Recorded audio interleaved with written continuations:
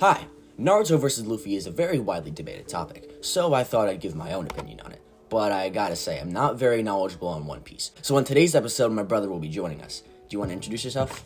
Hey guys, John Pizza Pasta here, and I'm happy to bring my One Piece knowledge into the fray. Only because Saiyaman refuses to read it. Anyways, let's pass it back to Saiyaman for the Naruto scale. Okay, let's get into it. For starters, Naruto generally scales to Kaguya, as seen here. Now, how strong is Kaguya? Let's look into it. As we know, Kaguya has 6 dimensions that she created. Well, how big are these dimensions? This one is stated to be a universe, but not only that, a parallel universe, and Naruto describes them to be parallel universes as well. So we can assume they're all finite universes, scaling them to baseline universal each. Now, my friend Mr. Crafty Scale said in his video that they're infinite, and sorry bro, but you're completely wrong. He brings this scan up. Here, Sasuke gets dropped into Kaguya's realm. He says the reason he couldn't teleport out is because he can only teleport finite distances, meaning the realms would be assumed infinite. No. He was just saying he had limited distance for teleporting to him, so it had nothing to do with the size of the dimension.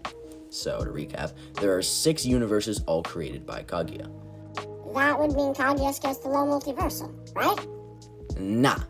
It's not stated that she created all these at once. Creating universe is a universal feat. Creating 6 universes at separate times does not get you past universal.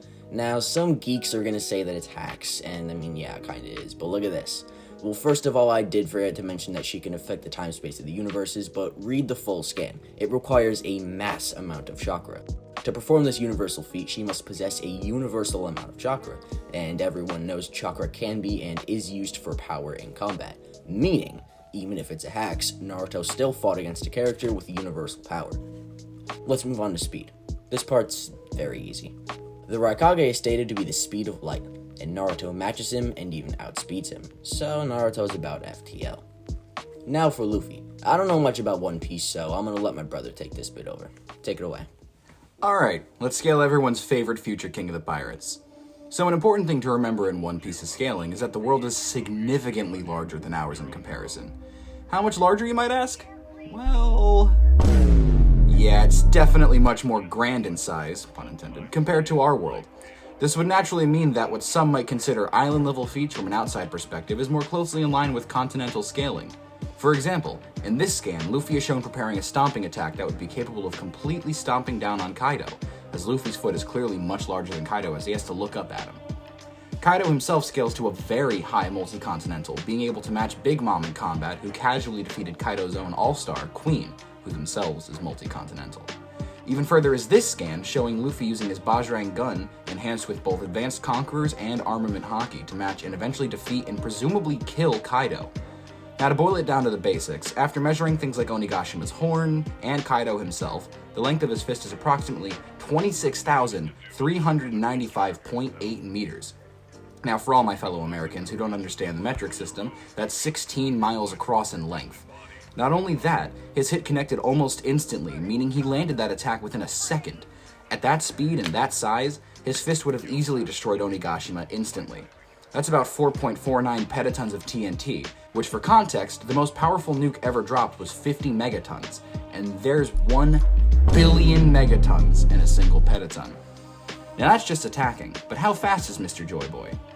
Well, considering Luffy and the Straw Hats have been dealing with literal lasers since even before the time skip, with Zoro even being able to briefly react to and dodge beams of light from a pacifista, as shown here, Luffy would naturally scale much higher than this now, being able to fight well above the level of those same pacifistas only 2 years later after his training with Rayleigh with relative ease.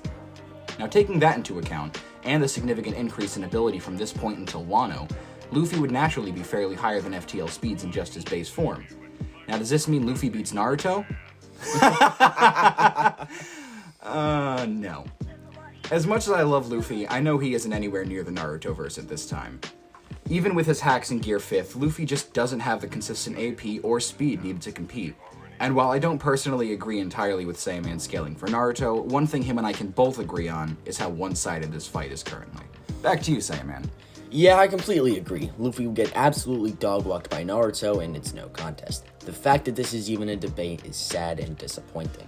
Thank you for watching this almost perfect video. Can you drop the ego for 1 second?